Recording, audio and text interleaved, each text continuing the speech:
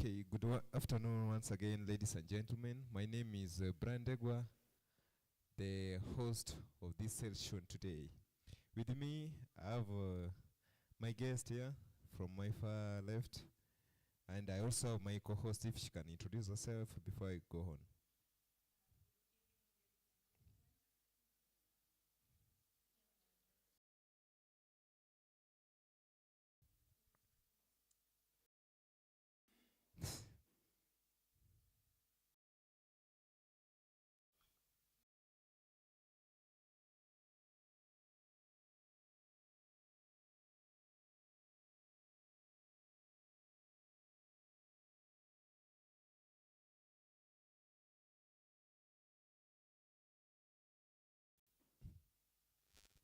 Rachel Anyango, a guest. I'm Bella Nafula, the guest. Thank you very much, Belinda Nafula and Rachel Anyango. Just to begin with Rachel, I just need a brief. You can just highlight how the journey has been since the last election. You've been in office until now. You are now exiting and handing over power to the next team, also to take the institution to the next level. If I can just start with Rachel, can you tell me how the journey has been? Okay, thank you very much. The journey has been wonderful. We have worked closely with the students and the administration. We had a very good time with them. Even though the journey has not been straight, even in life, the journey has to be rough road, lima na mabonde, yeah, but we have tried. And to the candidates, we wish them all the best, and may the best candidate win, yeah. Rachel, which post were you holding?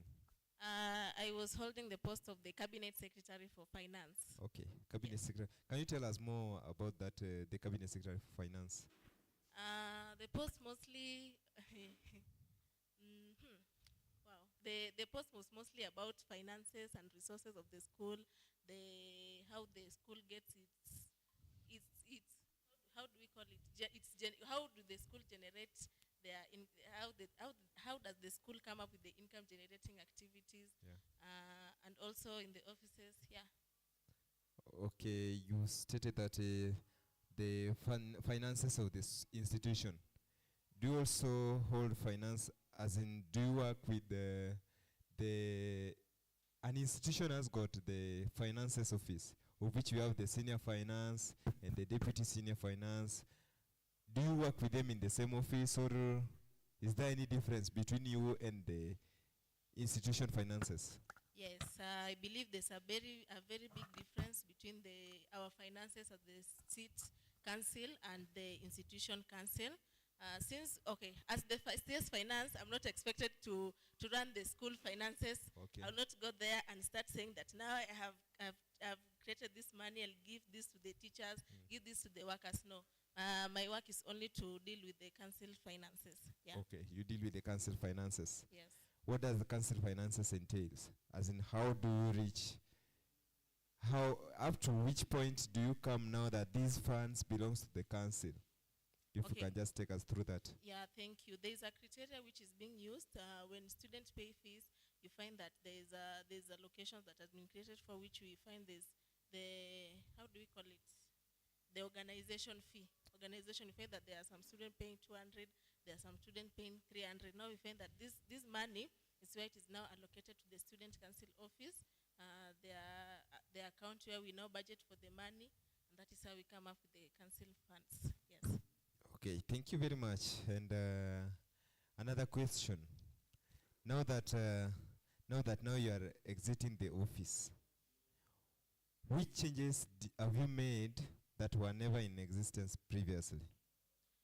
Or anything new that you've introduced that was never you never found it there, but you've introduced it in such a way that the incoming team will now pick, and they will really see that no, this such a thing has been introduced by the former CS Finance Rachel. Okay, thank you. What I've not introduced it, but it was there, but it was lying low. But what I could say that I have tried to advocate for is how the students can also find they can apply for help and COOPs. You find that there's a student somewhere knows about help, but let's say that maybe he or she is ignorant, or maybe says that the process is very hard. Now you just help them to apply for help and COOPs, as the administration has always been advocating for. Okay, Yeah. thank you very much, Madam Rachel, the CS Finance, and if my co-host can also take us through the next visitor, and she can also tell us whatever she has. Well, ladies and gentlemen, my guest here, she can maybe introduce herself before we go through the questions. Hello, I'm Belinda Nafula. I'm the outgoing president. So, as the outgoing president, what was your main priority when you were elected, and what can you tell the new president when he comes into office? First, my priority was I was as a symbol of unity, to make sure that there's unity among the trainers and the trainee, and also to be in charge of the council and the secretary to the council's body. Okay, for the incoming president, I think me and my council, we've done a lot. And first, we've introduced so many things that were not completed by the outgoing CISO Council of 2023-2024. Okay, first, when you come to the issue of the entertainment, since 2020, there was no cultural, but me and my council, we worked so hard. Through our efforts together with the administration, we was able to come up with a cultural week, which we managed to introduce the Mr. and Miss Institute, who are now serving as the face of the institution. So for the upcoming president, I think he can work with to make sure role equal consecutive, like each and every year.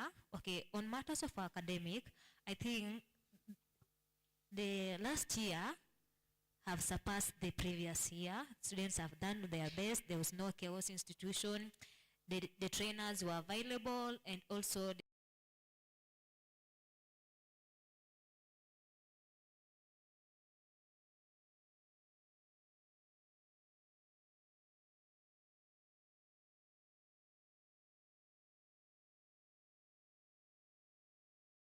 okay, thank you. So the student council, the only difference between first the trainers council and the other trainees, that we like all the student council they're just normal trainers, but now the thing is they have been given that advantage to lead the others. But now we as the student council, we are like as a bridge between the trainees and the trainers. In case of any challenges, maybe the natural way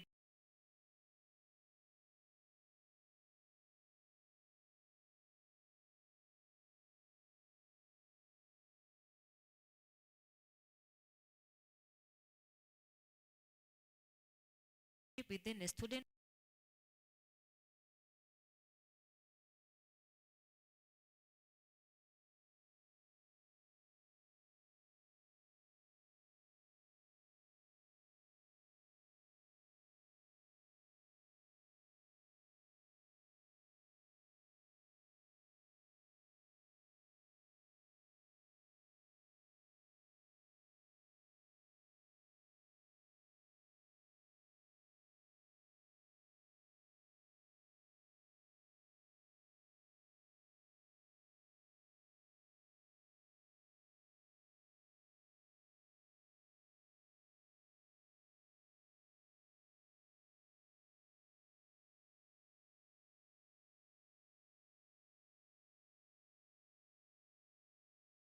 okay, that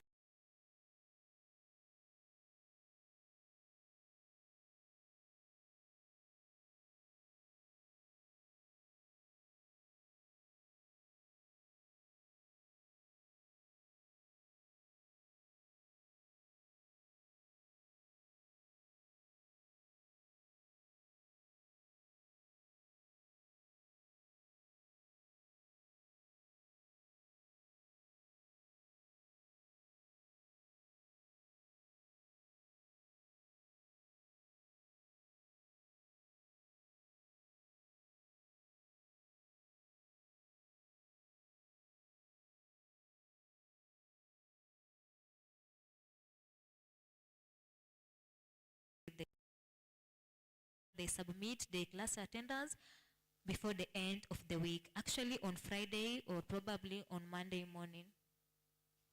Okay, well, that's nice. And I can remember by the time we were coming into council, there were so many issues whereby they were allegedly rigging of elections. Maybe the other team that failed thought that you were coming into the council, maybe you were favored by the administration and such like stuff. So like, how can we erase such thoughts when the elections, when the results will be announced? Like maybe the person who will have failed, how can you convince him or her that the election was free and fair? Okay, first, concerning the issue of favorism, okay, just to be honest, the administration themselves, even they don't know the candidate by the name. When you come to the top administration leadership, even they're not aware of the leaders who are vying, especially for the top executive votes. So me, what I can advise my fellow trainees that the administration has no hand in the upcoming leadership. It's not like maybe I'm defending them, but not just the reality. So for at the end of the day, in any competition, we must have a winner and a loser. So, but at this point, I think the new constitution, it favors us, whereby the second runners-up in the presidential post is not going to be a loser, rather he or she is going to be the speaker of the Senate. So I, I think, like for today, we have Bernard and we have Geoffrey. So in case Bernard win, he's going to be the president, and in case maybe Geoffrey loses, is going to be the senator, and vice versa. Though I haven't said that someone's going to win, someone's going to lose. It's just an example, isn't it? Yeah, so for me to erase that issue, I think this online election has pictured the whole part, whereby as the election is going on, you can easily see who's going to win, and there is no any other the contradiction that maybe there is malpractice there, ama kuna watu wako na agents. So you see, like this thing is purely clean, and there's no issue of maybe stealing, as all the votes are being casted on the screen. Well, that's nice. I take it back to my co-host, maybe if you have questions to the outgoing president. Thank you very much to Madam President. Just, I have a few questions for you. You've been in the rain for almost a year now, is it? Yeah. And is there any point that you felt that you were really pushed to the wall during your reign? Yeah, I think that was my second term of the reign, whereby the students were complaining about the fee payment. At first, you were supposed to pay 75% of the fee before you report to online. So I wasn't pushed as a person, but as the fellow council, we really worked hard. We went to the administration. So being that we are the bridge between the trainees and the trainers, we represented their issues. So there was many students that were being forced to defer due to the lack of school fees. Most of them applied for help and COOPs, but unfortunately some of their help did not come, the school fees. So higher number of the trainers were not able to report online, and that was leading to the decrease of the population in the institution. So we talked to the Mr. Principal, and he listened to us. Then the percentage was reduced from 75 to 50%. Right now, as we speak, as long as you pay that 50%, you are able to report online and also to attend classes, but with an agreement of paying the remaining school fees before the end of the semester. So I think that was the most hardest part that I faced in my reign. Okay, thank you very much. And I would also like to request you to tell us. Okay, it's called the CITO Council. CITO Council. What does CITO Council entails? As in, what does CITO Council entails? For instance, in the national level, we have the president, the deputy president, and then in the entire leadership, we also have the education team or the education committee. That's just an example. So can you tell us the constitution of the CITO Council?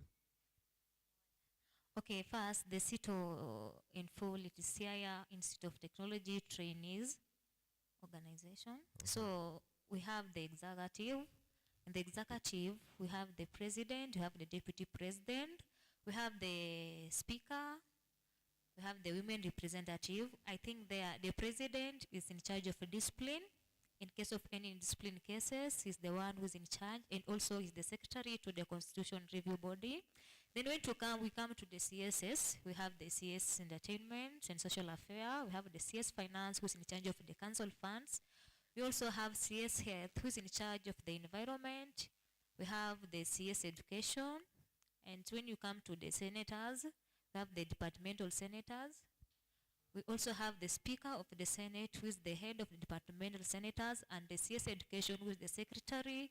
We have the governors, male hostel, who's in charge of the hostel. We have the governor, female hostel, who's in charge of the female hostel. And lastly, we have the governor of people with disability. We always say that disability is not inability, whereby you have that representative who is in charge of all the people living in disability among us. Okay, thank you very much. You've said that you have an executive. What is the role of the executive, if I may ask? Okay, in executive body, I think we have 4 executive. We have the president, whereby, okay, in general, the executive are the one who spearhead the entire council first. The executive, when it comes to budgeting, the executives are the one who had been called into the dean's office to work on the finances, and in case of any arising issue, I think the executives are the one who to handle all the issues. Then, okay, for example, maybe the senators are having some issues, some concern. They'll channel their issue to the speaker. Then the speaker will present it to the executives. Okay, thank you. And you have the executive, and they discuss different matters. Is it? Under the executive, you say that we have the president, deputy president, secretary general, women representatives, yes, finance, yes, education, and the speaker. What is the role of the speaker in the executive position? Okay, the role of the speaker in the executive position is to channel all the issues that have been discussed from the Senate. He or she represent the issue to the executive. Okay, and then how many types of meetings do you have as a city council?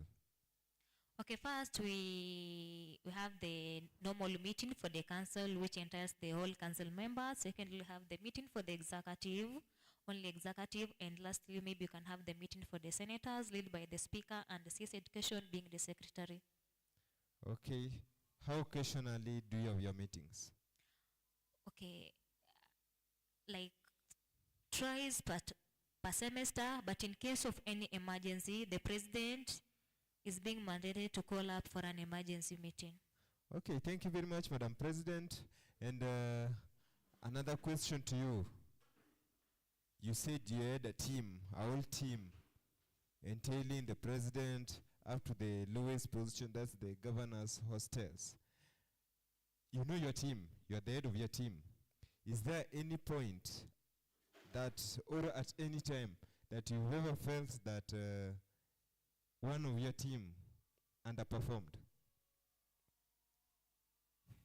Yeah, actually, I think, but to be honest, I think my team, they've been working hard, but in some points, you can see maybe some members are not doing their work well. But for me, we not normally sit down, we talk to them. At the end of the day, they pull up their socks. Okay, thank you. You have different positions, the CSS are there, and they usually say that not everybody is equal. Is there any docket that you've seen that this particular person has not delivered fully, or has not delivered to the expectations of the administration, or to the or to your expectations, or to the expectation of your council? Unfortunately, there is not. So they were perfect. For me, they were not perfect, but they were perfect. Okay. Yeah. Thank you very much. Thank you very much, and I like that. And to the SIT alumni who actually we are live, You can also go through the institution social media accounts, the YouTube channels, the Facebook account. We are live. You can also watch as the CITSO students decide in the 2025-2026 student leaders, and you can also give us your views. You are here. You are also under a particular reign. You can also do the comparison between the outgoing and the reign that was there when you are still within the institution, and we will really appreciate your feedback. Otherwise, at this juncture, ladies and gentlemen, I also have a few people who are sitting behind the camera, who are also the agents of very particular candidates outside there who are contesting for different seats. They can also have the mic and give us their views. Thank you very much.